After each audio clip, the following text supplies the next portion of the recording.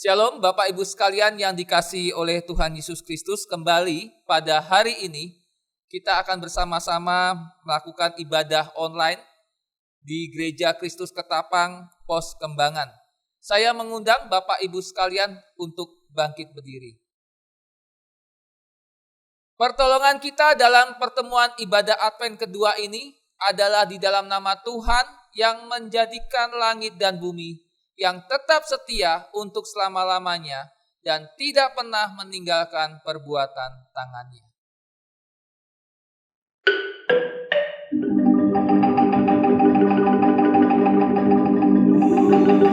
Mulia bagi Bapa, bagi Anak serta Roh Kudus, dari permulaannya, sekarang dan akan jadi selama-lamanya.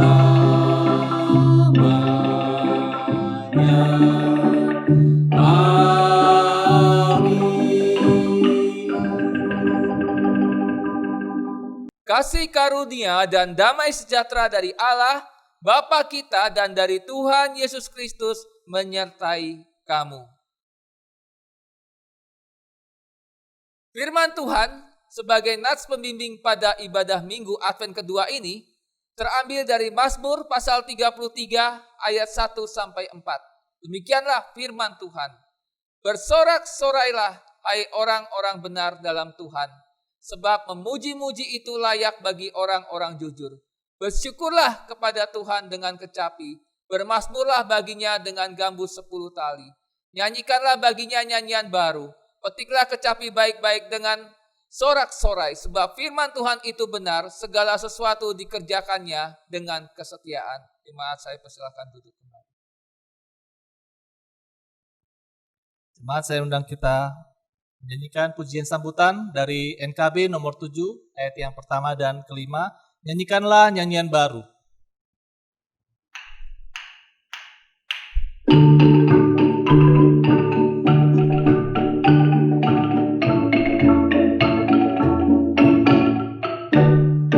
Nyanyikanlah nyanyian baru bagi Allah, pencipta cakrawala. Segala serafim kerubim pujilah Dia, besarkanlah namanya.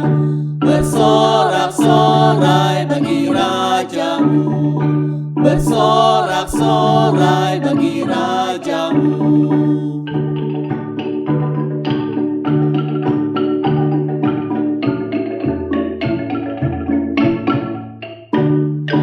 Wahai raja-raja dan pembesar di bumi yang memerintah dunia, teruna anak darah yang tua dan yang muda, ucap syukur padanya.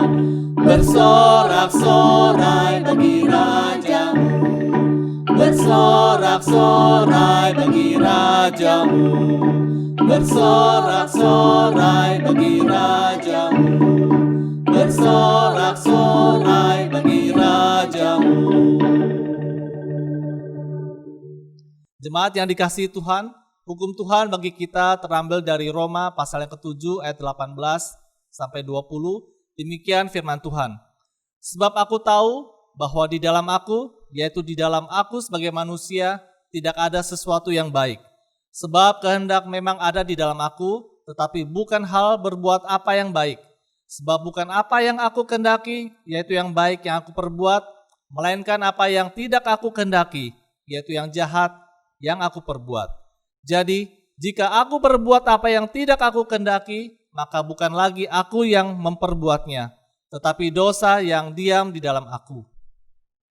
Jemaat yang terkasih dalam Tuhan Yesus Kristus, marilah kita bersama-sama merendahkan diri di hadapan Tuhan untuk mengakui segala dosa dan kesalahan kita kepadanya. serta memohon pengampunan atas segala dosa dan kesalahan kita.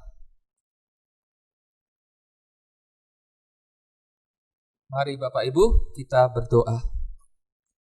Tuhan Yesus, terima kasih untuk kasih setia Tuhan dalam hidup kami. Terima kasih untuk kebaikan-kebaikan Tuhan. Tuhan, pada hari ini kami akan bersama-sama menikmati kebenaran firman Tuhan. Namun sebelumnya kami memohon ampun di hadapan Tuhan untuk setiap dosa kesalahan kami yang kami perbuat, baik dengan kami sengaja maupun tidak sengaja. Tuhan, ampuni kami. Kami tidak ingin dosa dan kesalahan kami menghalangi kami untuk mengerti dan melakukan kebenaran firman Tuhan. Terima kasih Tuhan, dalam nama Tuhan Yesus kami sudah berdoa. Amin. Bapak Ibu sekalian, kita akan menerima berita anugerah. Bapak Ibu, saya undang untuk bangkit berdiri. Bagi kita yang telah mengaku dosa kita dan memohon pengampunan darinya, inilah berita anugerah dari Tuhan yang dinyatakan dalam Mika pasal 7 ayat 18-19. Siapakah Allah seperti engkau yang mengampuni dosa dan yang memaafkan pelanggaran dari sisa-sisa miliknya sendiri, yang tidak bertahan dalam murkanya untuk seterusnya, melainkan berkenan kepada kasih setia. Biarlah ia kembali menyayangi kita, menghapuskan kesalahan-kesalahan kita, dan melemparkan segala dosa kita ke dalam tubir-tubir laut. Berdasarkan firman Tuhan ini, maka kami memberitakan bahwa pengampunan dosa telah berlaku bagi kita dalam nama Bapa dan Anak dan Roh Kudus. Jemaat sekalian, marilah kita merespon pengampunan dari Tuhan dengan pujian syukur dari KPNR nomor 120, sejauh timur dari barat.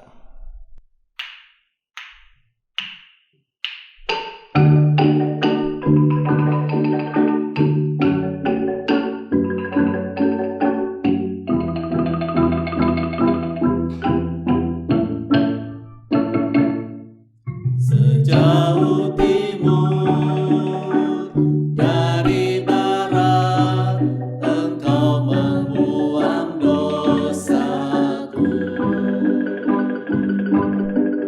Tiada kau ingat lagi pelanggaranku.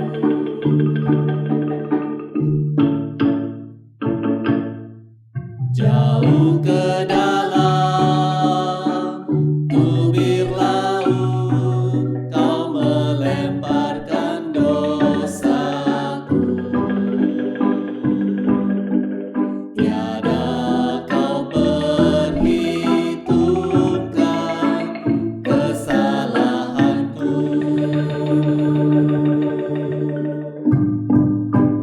Betapa besar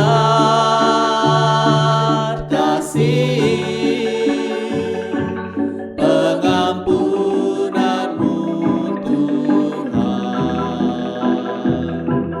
Tak kau pandang hina hati yang hancur. Ku berterima kasih kepadamu ya Tuhan. Pengampunan yang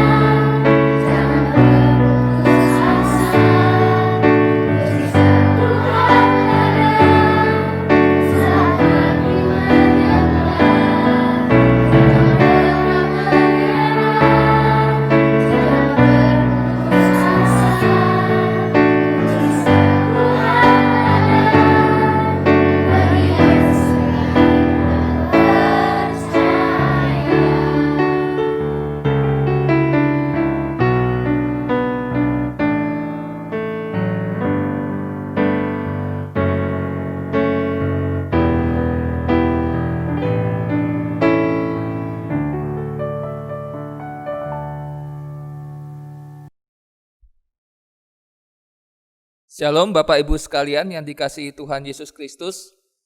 Kita akan mendengarkan firman Tuhan, namun sebelumnya saya mengajak Bapak Ibu berdoa. Tuhan Yesus, terima kasih setia Tuhan dalam hidup kami. Tibalah saatnya kami akan merenungkan firman Tuhan. Tuhan berkati kami dengan kebenaran firman-Mu, dan biarlah melalui firman-Mu kami lebih mengenal Engkau dan kami lebih mengerti isi hati Tuhan. Terima kasih Bapa, dalam nama Tuhan Yesus kami sudah berdoa. Amin. Firman Tuhan pada hari ini terambil dari Matius pasal 3 ayat 1 sampai 12. Matius pasal 3 ayat 1 sampai 12. Saya akan membacakannya, Bapak Ibu saya persilahkan menyimaknya dalam hati. Matius pasal 3 ayat 1 sampai 12. Pada waktu itu tampillah Yohanes Pembaptis di padang gurun Yudea dan memberitakan, "Bertobatlah, sebab kerajaan sorga sudah dekat." Sesungguhnya dialah yang dimaksud Nabi Yesaya ketika ia berkata, "Ada suara orang yang berseru-seru di padang gurun, persiapkanlah jalan untuk Tuhan, luruskanlah jalan baginya." Yohanes memakai jubah bulu onta dan ikat pinggang kulit, dan makanannya belalang dan madu hutan.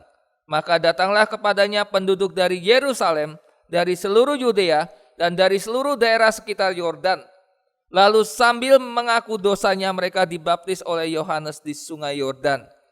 Tetapi waktu ia melihat banyak orang Farisi dan orang Saduki datang untuk dibaptis, berkatalah ia kepada mereka, "Hai kamu keturunan ular beludak, siapakah yang mengatakan kepada kamu bahwa kamu dapat melarikan diri dari murka yang akan datang?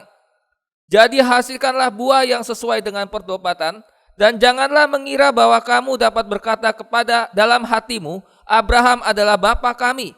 Karena aku berkata kepadamu, Allah dapat menjadikan anak-anak bagi Abraham dari batu-batu ini.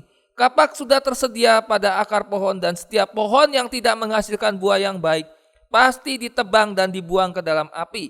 Aku membaptis kamu dengan air sebagai tanda pertobatan, tetapi ia yang datang kemudian daripadaku lebih berkuasa daripadaku, dan aku tidak layak melepaskan kasutnya. Ia akan membaptiskan kamu dengan Roh Kudus dan dengan api.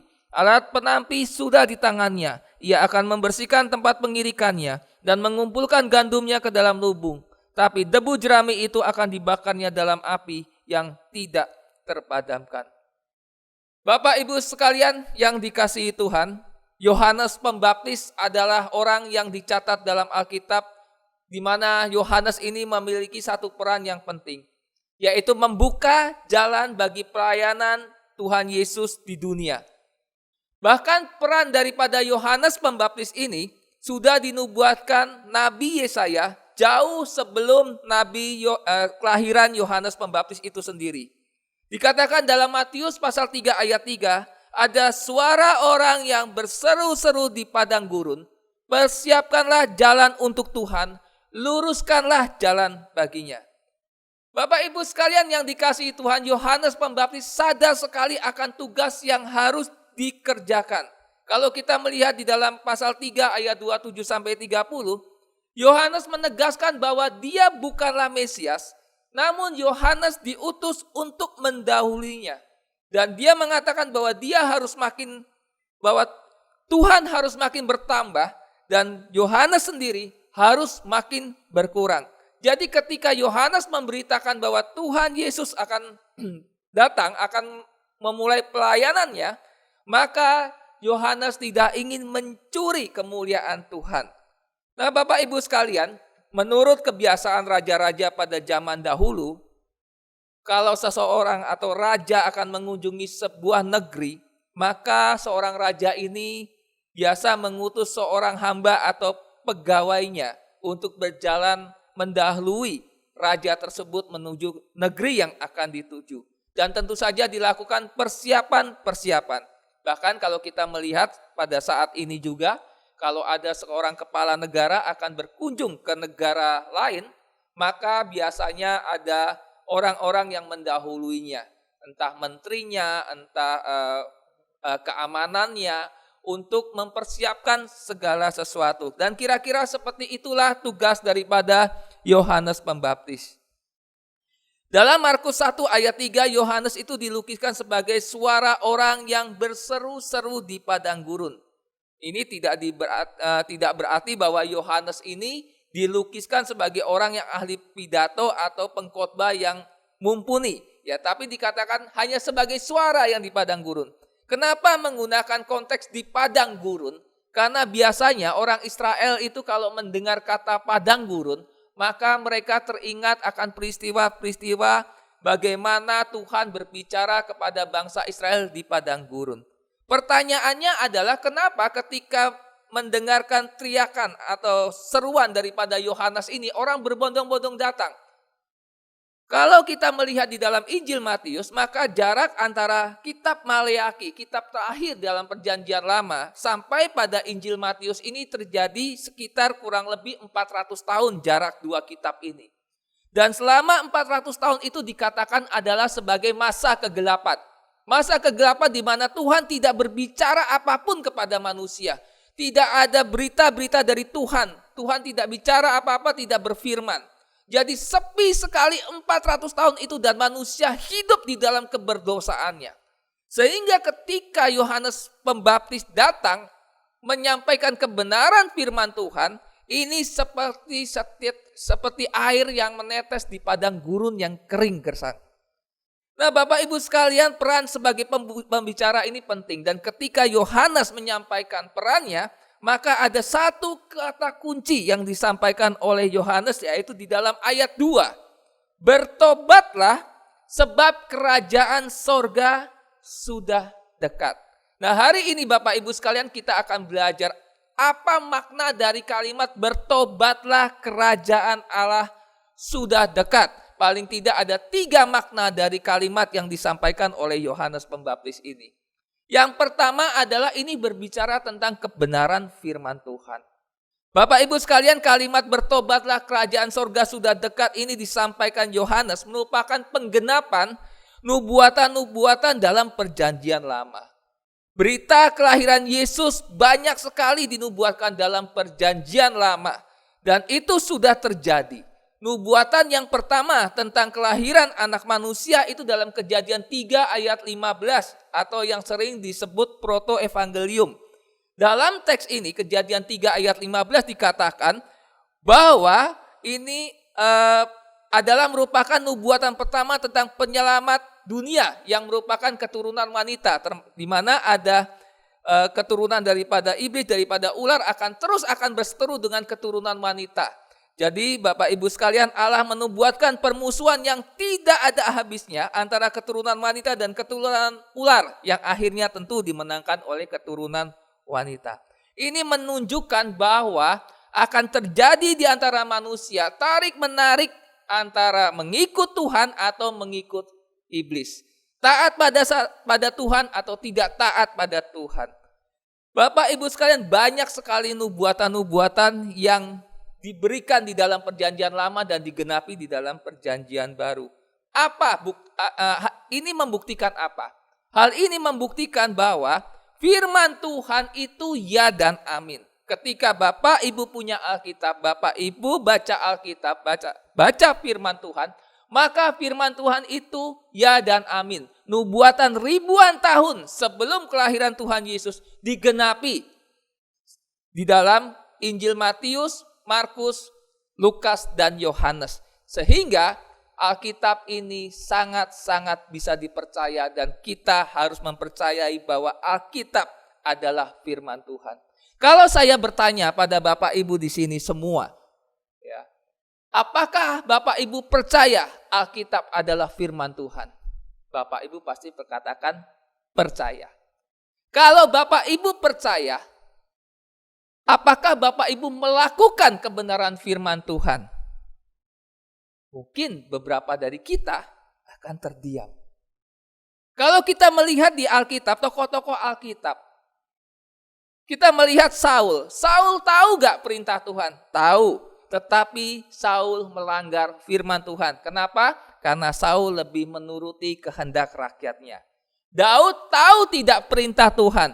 Tahu. Tetapi Daud juga melanggar perintah Tuhan karena menuruti hawa nafsunya. Salomo tahu tidak firman Tuhan. Salomo tahu firman Tuhan. Bahkan Salomo diberi hikmat oleh Tuhan. Hikmat yang melebihi siapapun.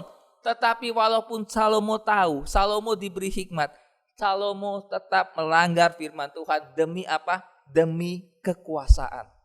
Bapak Ibu sekalian, seringkali kita tidak menghargai firman Tuhan walaupun kita mengakui bahwa Alkitab adalah firman Tuhan yang tertulis. Firman Tuhan itu ya dan amin. Tetapi kita, kalau saya mengatakan kita nekat tidak menghargai firman Tuhan. Kita sering lebih takut sama manusia daripada melakukan kebenaran firman Tuhan. Petrus sendiri yang merupakan rasul, murid-murid dari Tuhan Yesus, kepala para murid ya. Bahkan seorang sekaliber Petrus pun menyangkal, kenapa? Karena takut pada manusia. Padahal Petrus kemana-mana mengikut Tuhan Yesus.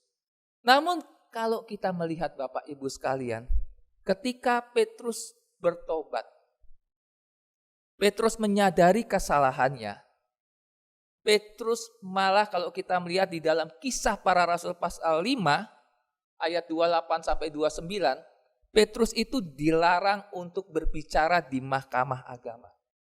Tetapi di dalam ayat 28 sampai 29 Kisah Para Rasul pasal 5, Petrus mengatakan, tertulis, dengan keras kami melarang kamu mengajar dalam nama itu.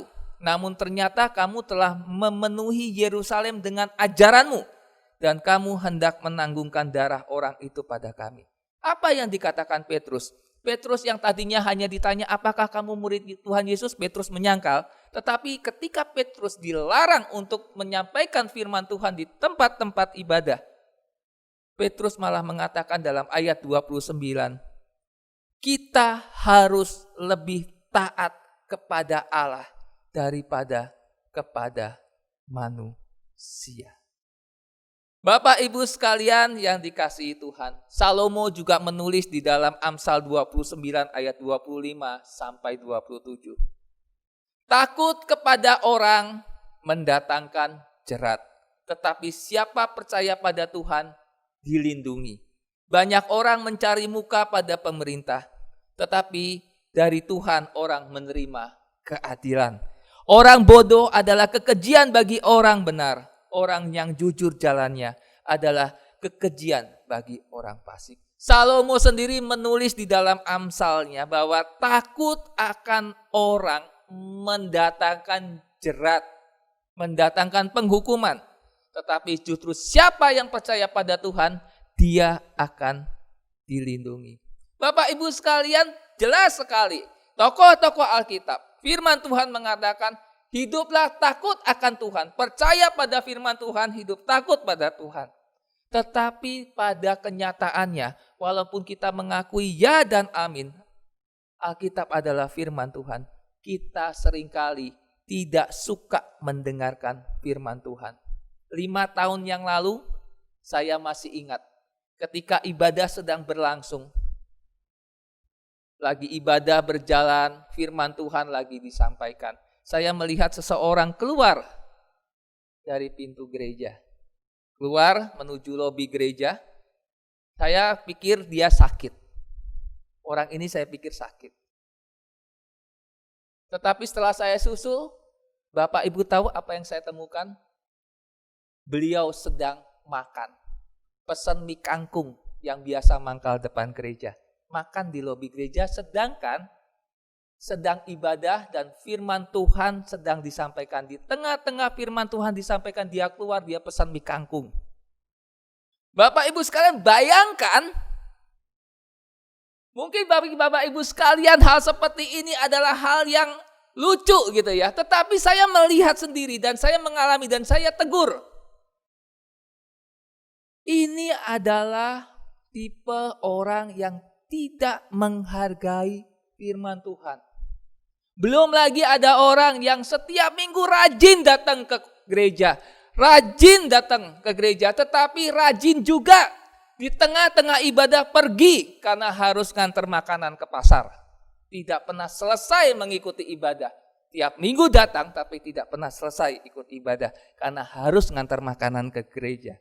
Buat apa ke gereja kalau tidak suka dengar firman Tuhan? Buat apa ke gereja kalau hanya untuk lihat pengkhotbahnya yang ganteng? Buat apa ke gereja kalau hanya karena suka dengan lagu-lagunya enak-enak, tapi tidak suka dengan firman Tuhan? Buat apa ke gereja duduk manis dengarkan firman Tuhan sambil buka Facebook? Buat saya Bapak Ibu ke gereja itu bukan menghargai Tuhan, tetapi justru menghina Tuhan. Dan akibatnya Bapak Ibu akan tanggung sendiri. Bapak Ibu sekalian yang dikasihi Tuhan, Alkitab adalah ya dan amin. Alkitab adalah firman Tuhan.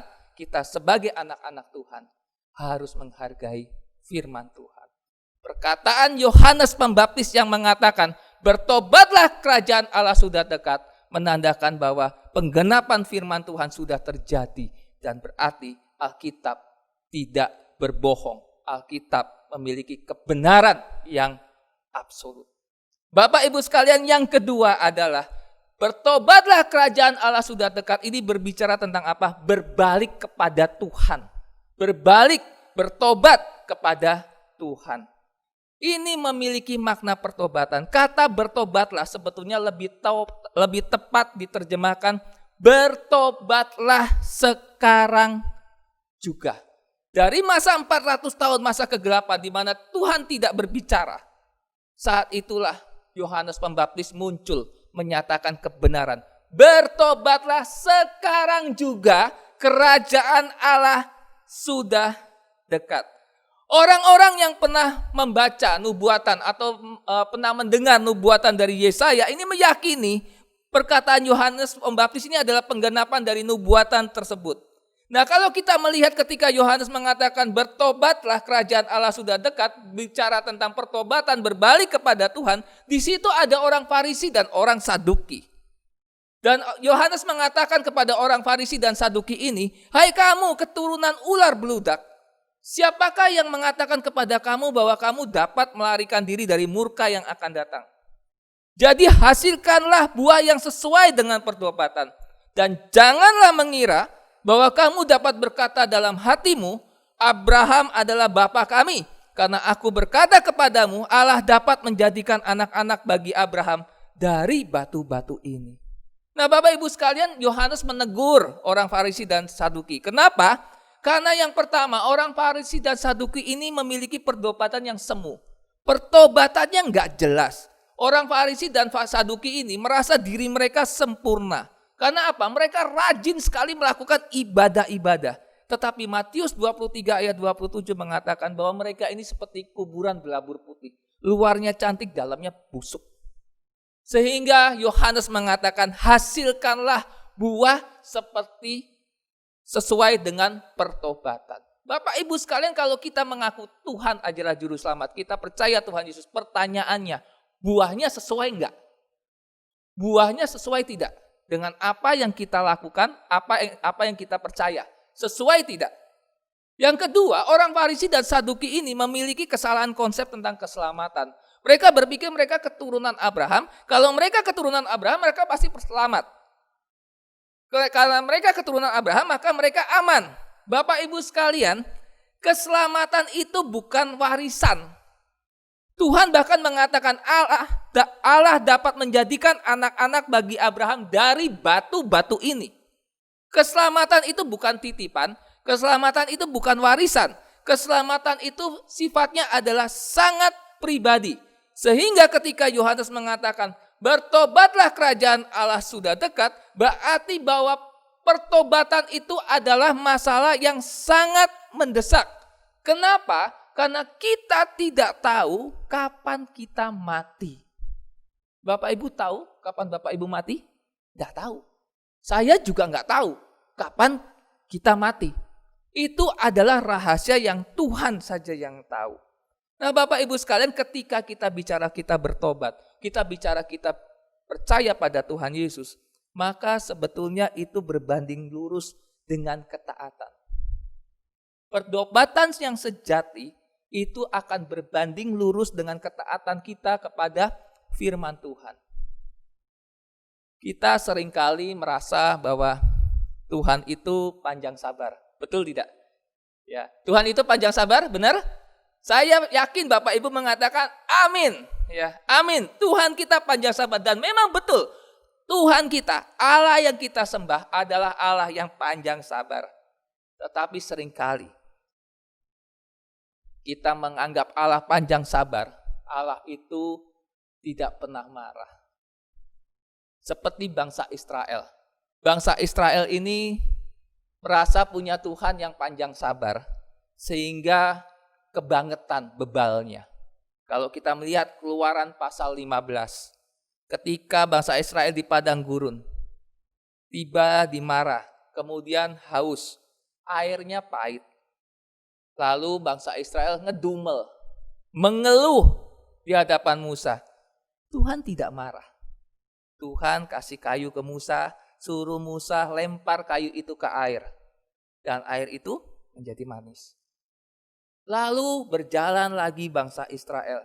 Di dalam pasal 16 kitab Keluaran. Tibalah di gurun Sin, padang gurun Sin. Mereka lapar, bangsa Israel kelaparan. Ngomel lagi, ngeluh lagi, nyalahin Musa. Kenapa bawa keluar bangsa Israel? Ya dari Mesir yang begitu enak, makan ini, makan itu. Ngomel, ngedumel, protes, komplain, lapar. Tuhan tidak marah. Malah Tuhan kasih mana, kasih roti. Gratis, free. Sudah makan, sudah kenyang. Jalan lagi. Sampai Keluaran 17. Sampailah bangsa Israel di Masa dan Meriba. Haus. Ngomel lagi. Tuhan tidak marah. Tuhan suruh itu tongkat Musa. Pukul batu, keluar air. Pukul batu itu, keluar air. Minumlah bangsa Israel. Tidak marah. Sebelum 10 perintah Allah diturunkan, kita jarang mendengar Tuhan marah sama bangsa Israel.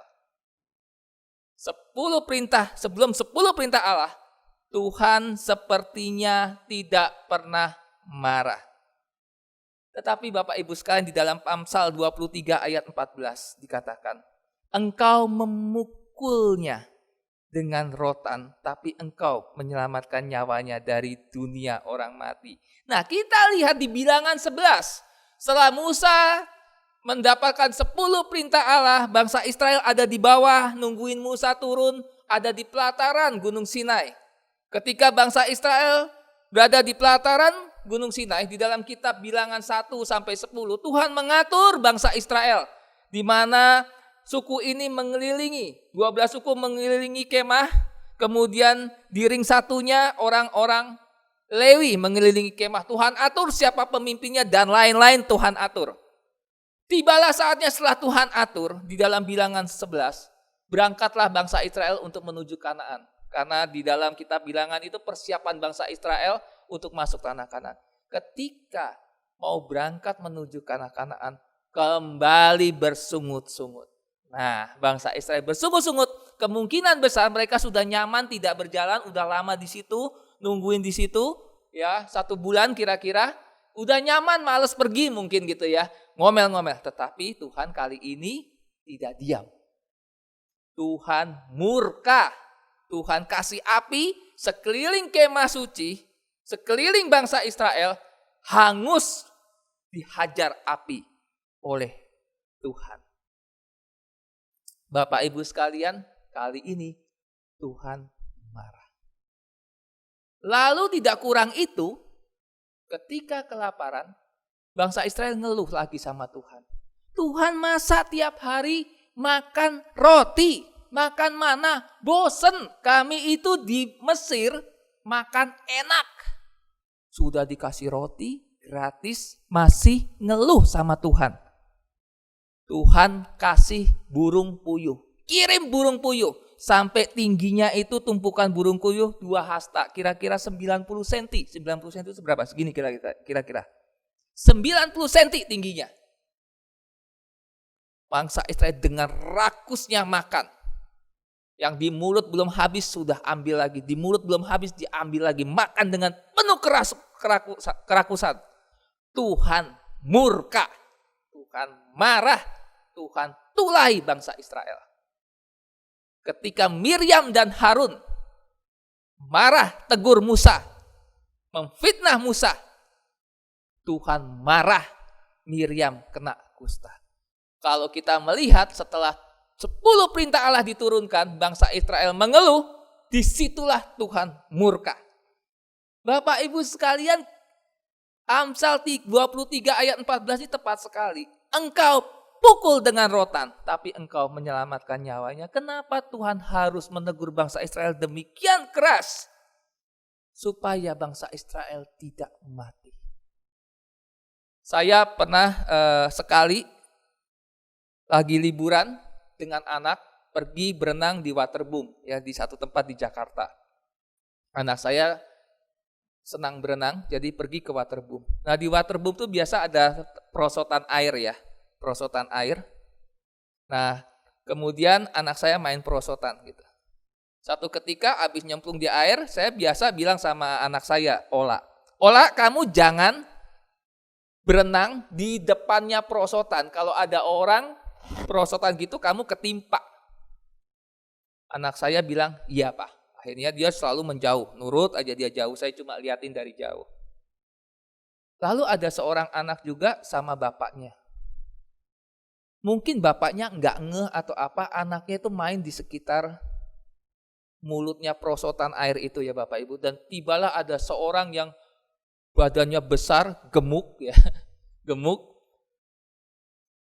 Perosotan dari atas, muncul anak umur kira-kira mungkin anak perempuan 7 tahun. Ditimpa sama bapak, ceglas. Saya tidak tahu apa luka atau tidak, tapi yang jelas anak itu nangis dan orang tuanya tergopoh-gopoh lihat anaknya. Pertanyaannya begini Bapak Ibu sekalian, kenapa kalau anak saya tegur? Kenapa anak saya larang? Tetapi anak orang lain enggak? Karena itu ada bapaknya. Sama tadi pagi saya dengar firman Tuhan juga kira-kira ilustrasinya sama. Walaupun peristiwanya beda. Karena itu bukan anak saya, gitu loh. Itu ada bapaknya. Kalau saya ngomong sama anak itu, bapaknya bisa marah sama saya. Dan saya jujur waktu itu saya mau tegur sebetulnya, tapi ya udah ada bapaknya di situ lagi main, bapaknya merasa safe, aman, ya sudah. Begitu juga Tuhan. 10 perintah Allah ini diberikan kepada bangsa Israel. Hukum-hukum Tuhan diberikan pada bangsa Israel, bukan kepada bangsa-bangsa di luar bangsa Israel. Sehingga ketika bangsa Israel melanggar hukum itu, maka bangsa Israel itu pasti akan mati kalau Tuhan membiarkan. Makanya perkataan bertobatlah kerajaan Allah sudah dekat itu punya 2 konteks. 2 mata pedang, seperti 2 sisi mata pedang. Satu konteks dekat di mana Tuhan Yesus akan datang, kamu harus bertobat, kalau enggak bertobat kamu mati. Itu konteks dekatnya. Jadi Bapak Ibu sekalian, kita ini seringkali untuk bertobat itu susah. Kenapa? Kita punya Tuhan yang baik. Bapak Ibu tidak ibadah online hari ini, Tuhan langsung hukum? Enggak. Minggu depan tidak ibadah online, langsung hukum? Tidak. Berbuat dosa langsung Tuhan hukum? Tidak. Tidak langsung kan? Kenapa? Tuhan kasih kesempatan kita untuk bertobat. Tetapi seringkali kita karena tidak dihukum Tuhan, kita jadi berbuat seenaknya seakan-akan Tuhan membiarkan kita melakukan apa yang kita sukai. Bisa dibayangkan kalau kita punya Allah, salah dikit dihukum, salah dikit digebuk, salah dikit dihajar, salah dikit dikutuk. Bisa bayangkan hidup kita kayak apa? Dalam satu hari ini aja, kita sudah babak belur mungkin sama Tuhan. Tetapi kita punya Tuhan yang memberikan kesempatan bagi kita untuk bertobat. Bapak Ibu sekalian, ketika Bapak Ibu sadar sudah melakukan dosa, tetapi tidak mau berbalik kepada Tuhan, hanya karena Tuhan belum menghukum, berarti Bapak Ibu nunggu dihukum Tuhan untuk dihajar sama Tuhan, baru berbalik. Dan hajaran Tuhan itu bukan hajaran yang ringan biasanya buat orang bebal. Itu yang kedua. Bertobatlah kerajaan Allah sudah dekat. Makna yang ketiga adalah menyelesaikan pertandingan dengan baik. Kenapa? Ini bicara tentang hari penghakiman. Kerajaan Allah dalam bahasa Yunani itu berarti otoritas Allah, kedaulatan Allah dari yang di dalam kerajaan Allah. Bukan bicara wilayah namun kuasa yang mengubahkan, kuasa yang melahirkan baru.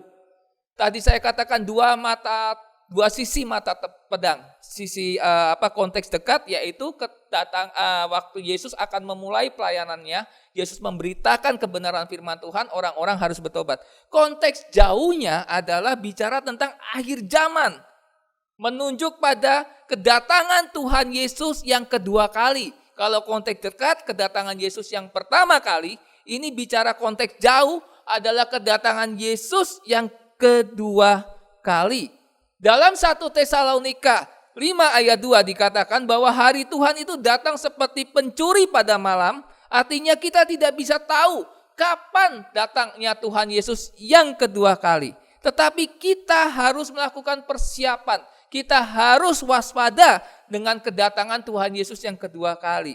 Kalau kita melihat di dalam pasal 24, Matius 24, ketika Yesus berkhotbah tentang akhir zaman, maka kita melihat 3 perumpamaan.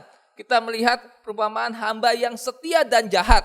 Hamba yang setia dan hamba yang jahat ini, yang satu tidak setia karena dia dipercayakan dengan pegawai-pegawai di bawahannya, hamba-hamba yang di bawahnya. Kalau tuannya ada, hamba yang tidak setia ini baik-baik sama pegawai bawahannya. Tapi kalau tuannya tidak ada, hamba yang tidak setia ini menyiksa hamba-hamba bawahannya. Ini tidak tulus, munafik. Lalu Tuhan hukum hamba yang tidak setia ini. Lalu ada gadis bijaksana dan gadis yang bodoh. 5 bijaksana, 5 bodoh. Yang bijaksana dia mempersiapkan dengan baik sampai minyak cadangannya pun dia bawa. Tetapi yang bodoh meremehkan. Pokoknya ya sudah ada pelita, ya sudah nyala. Tetapi ketika mempelai pria datang, ternyata pelita mereka habis dan mereka tidak mampu menghidupkan pelita itu. Sehingga karena minyaknya habis. Sedangkan yang bijaksana menyiapkan segala sesuatunya dengan baik. Lalu perumpamaan talenta, ada yang dikasih 5 talenta. Ketika tuannya pergi dikasih 5 talenta, 2 talenta, 1 talenta. Yang 5 mengerjakan talentanya dengan baik. Yang 2 mengerjakan dengan baik. Yang 1 tidak dipendam. Bapak Ibu sekalian, 3 orang, 5 talenta, 2 talenta, 1 talenta. Semuanya tahu perintah Tuhan. Coba, orang-orang yang dianggap tidak setia, orang-orang yang tidak setia dan jahat yang dikatakan oleh Tuhan Yesus ini, semua melakukan dosa-dosanya karena ketika tuannya tidak ada.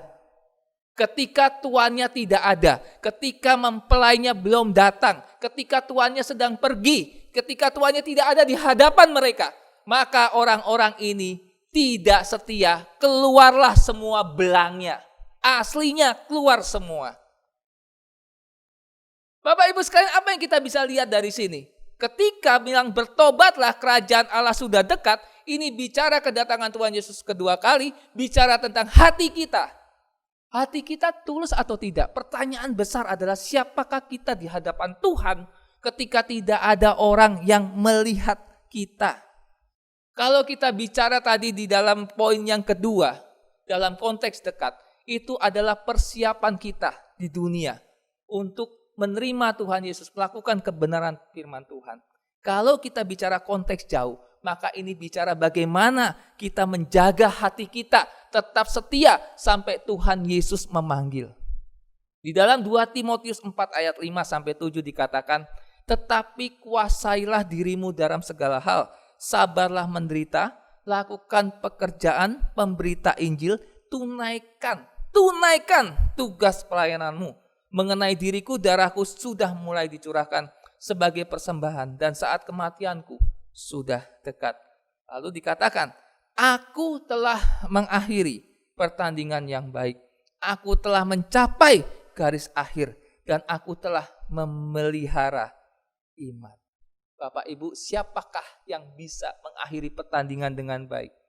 Hanya orang yang fokusnya pada Tuhan Yesus selama dia hidup. Fokusnya pada Tuhan. Bapak Ibu sekalian, ingat kata-kata tadi bahwa orang-orang yang dianggap jahat ini adalah orang-orang yang kelihatan aslinya ketika tuannya tidak ada. Perumpamaan yang dikasih 5 talenta, 2 talenta dipuji oleh tuannya. Kenapa? Karena mereka fokus pada perintah tuannya.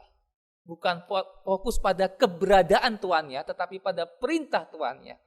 Orang-orang yang mampu menyelesaikan pertandingan dengan baik. Orang-orang yang hanya hidupnya fokus pada Tuhan. Saya mau tanya sama Bapak Ibu sekalian, Bapak Ibu hidupnya fokus sama Tuhan gak? Bertaut erat gak dengan Tuhan? Hatinya mengasihi Tuhan gak? Saya yakin kita semua tahu isi hati kita. Tahu sekali kita sayang Tuhan atau tidak. Hidup kita fokus sama Tuhan atau tidak. Kita tahu asal kita mau jujur di hadapan Tuhan, kita tahu sebetulnya kita mengasihi Tuhan atau tidak. Saya yakin. Contohnya dalam kondisi seperti ini, ya, di mana banyak kesulitan-kesulitan hidup, masalah-masalah hidup. Pertanyaannya, dalam kondisi sulit seperti ini, kita fokus pada diri sendiri, fokus pada masalah kita, atau kita tetap fokus pada Tuhan? Dalam artian menyerahkan pergumulan kita pada Tuhan. Kita tetap melakukan kebenaran firman Tuhan. Kita masih tetap mau melayani Tuhan. Dan kita dalam kondisi sulit seperti ini, kita tetap mau jadi berkat. Saya senang sekali ketika dalam kondisi sulit, jemaat kita, jemaat Pos Kembangan, kita bisa menjadi berkat bagi banyak orang. Kita bisa menolong orang. Kita jadi berkat bagi lingkungan sekitar kita, di lingkungan RT, RW. Kita jadi berkat, gereja ini bisa jadi berkat. Bahkan dalam kondisi sulit ini, walaupun kita hanya sebagai Pos Kembangan.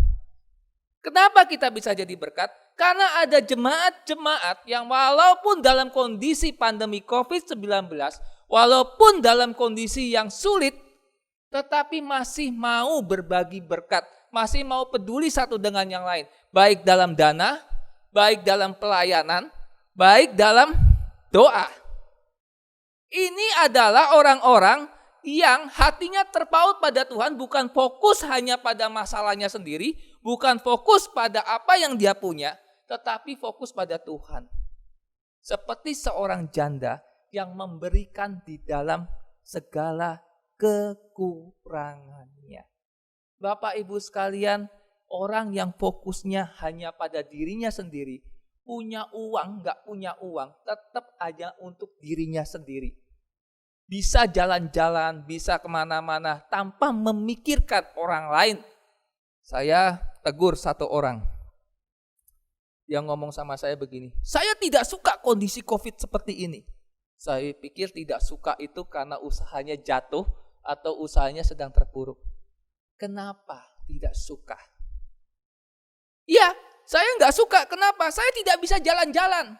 Saya biasa bisa jalan-jalan, saya bisa makan di mall, pulang kerja saya ngopi apa. Sekarang saya tidak bisa lakukan itu. Kenapa? COVID. Gara-gara COVID. Saya senyum lalu saya katakan begini. Di dalam kondisi COVID ini, setelah COVID ini selesai, walaupun tidak ada penyakit, banyak orang yang tidak bisa jalan-jalan. Banyak orang yang kehilangan pekerjaan. Banyak orang yang udah gak bisa nongkrong-nongkrong lagi di kafe-kafe. Gak bisa. Kenapa? Hancur. Jadi bersyukurlah ketika dalam pandemi COVID ini, walaupun gak bisa jalan-jalan, tetapi masih bisa makan. Orang itu terdiam berpikir, Bapak Ibu sekalian, fokus hidup kita itu untuk Tuhan atau untuk kepentingan diri kita? Bisa kita rasakan ketika dalam kondisi yang sulit seperti ini. Pertanyaan terakhir, Bapak Ibu sekalian, seandainya selesai saya berkhotbah, Tuhan Yesus datang yang kedua kali.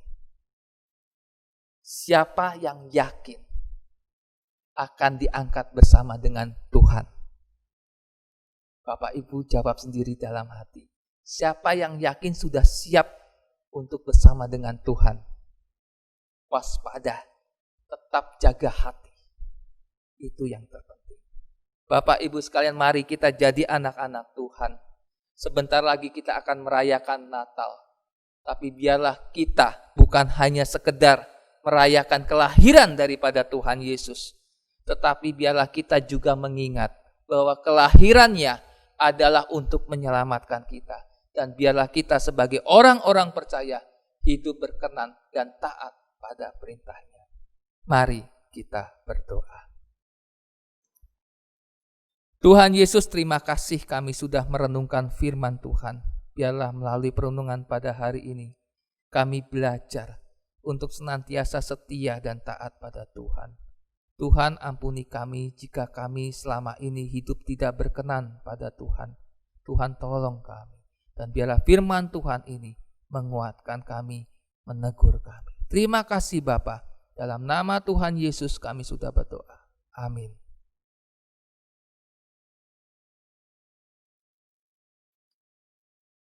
Jemaat saya undang untuk berdiri. Bersama dengan gereja dari segala abad dan tempat, marilah kita mengikrarkan pengakuan iman percaya kita sesuai dengan pengakuan iman rasuli dengan berkata, Aku percaya kepada Allah, Bapa yang Maha Kuasa, Khalik langit dan bumi, dan kepada Yesus Kristus anaknya yang tunggal Tuhan kita, yang dikandung dari Roh Kudus, lahir dari anak darah Maria, yang menderita di bawah pemerintahan Pontius Pilatus, disalibkan, mati dan dikuburkan, turun ke dalam kerajaan maut. Pada hari yang ketiga, bangkit pula dari antara orang mati, naik ke surga, duduk di sebelah kanan Allah, Bapa yang Maha Kuasa, dan akan datang dari sana untuk menghakimi orang yang hidup dan yang mati. Aku percaya pada Roh Kudus, gereja yang kudus dan am, persekutuan orang kudus, pengampunan dosa, kebangkitan orang mati, dan hidup yang kekal. Amin. Jemaat dipersilakan duduk kembali.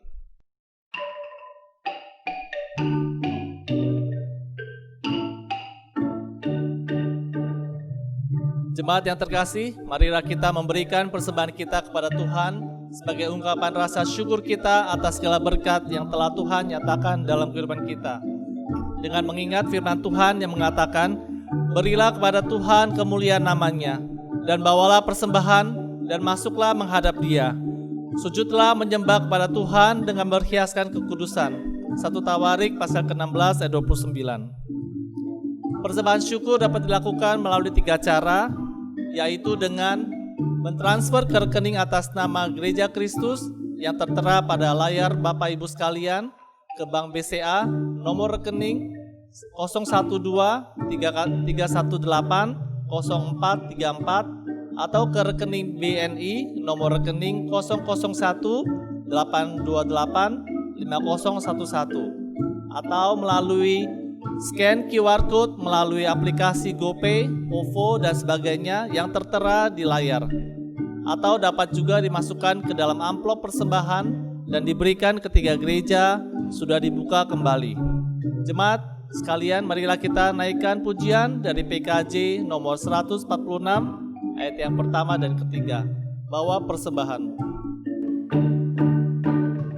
Bawa persembahanmu dalam rumah Tuhan dengan rela hatimu, janganlah jemu. Bawa persembahanmu, bawa dengan suka, bawa persembahanmu, tanda sukacitamu, bawa persembahanmu, ucaplah syukur.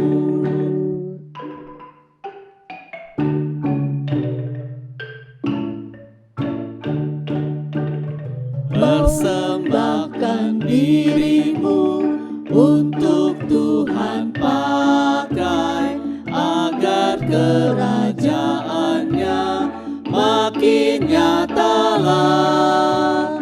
Damai dan sejahtera diberikan Tuhan. Bawa persembahanmu, tanda sukacitamu, bawa persembahanmu, ucaplah syukur.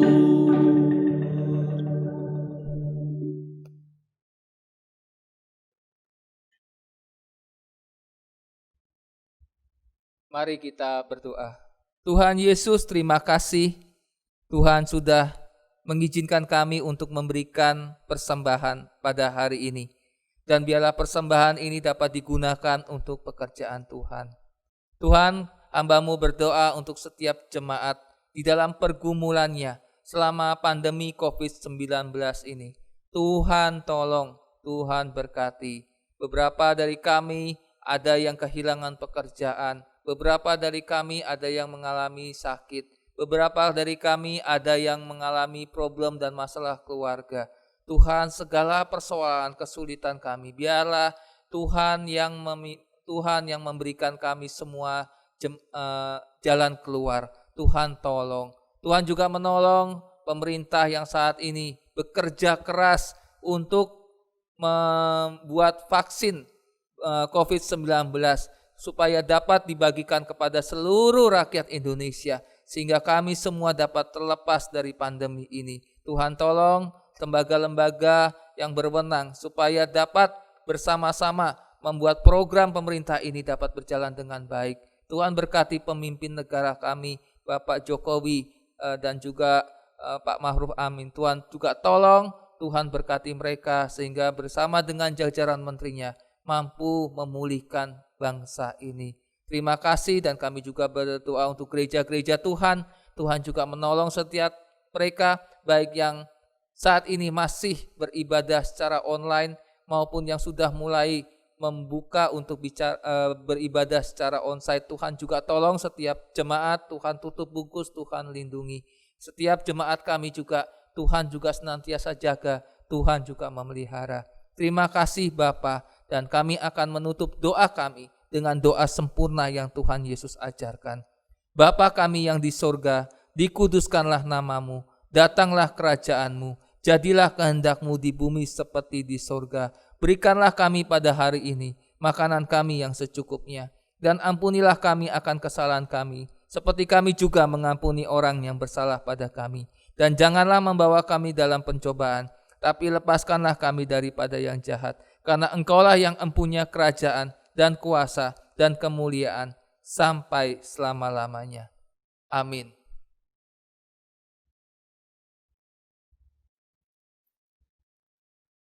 Bapak Ibu sekalian, kita akan mengakhiri ibadah kita dengan menyanyikan lagu pengutusan dari Nafiri Rohani nomor 306 ayat yang pertama dan ketiga.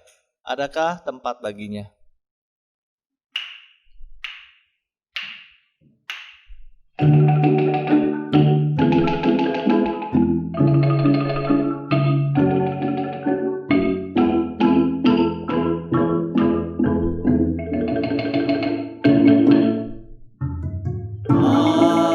Adakah tempat baginya yang menanggung dosamu,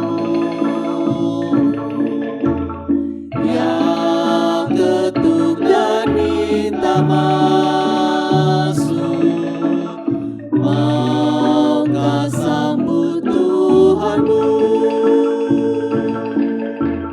Sediakan tempat baginya, turutlah perintahnya. Bukalah pintu hatimu agar masuk Tuhanmu.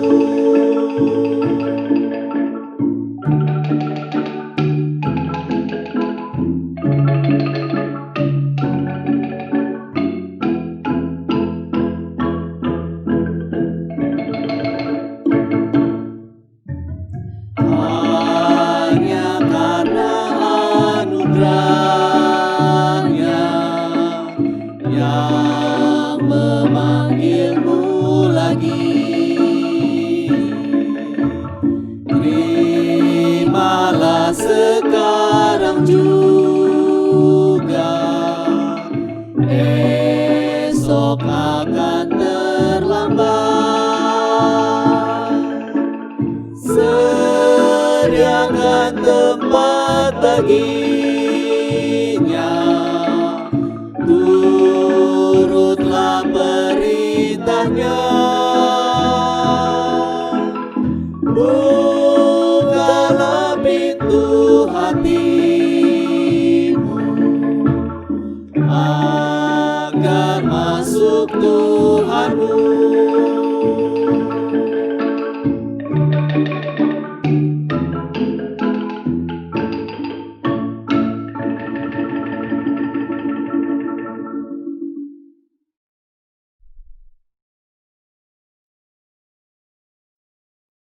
Jemaat saya undang bangkit berdiri. Jemaat kekasih Kristus, terimalah berkat Tuhan. Tuhan memberkati engkau dan melindungi engkau. Tuhan menyinari engkau dengan wajah-Nya dan memberi engkau kasih karunia. Tuhan menghadapkan wajah-Nya kepadamu dan memberikan engkau damai sejahtera. Amin.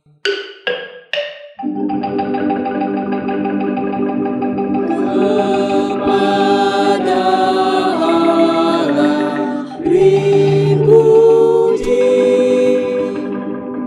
serta kepada Al-Masih, Roh Kudus muliakan, berkuasa dan berkasihan.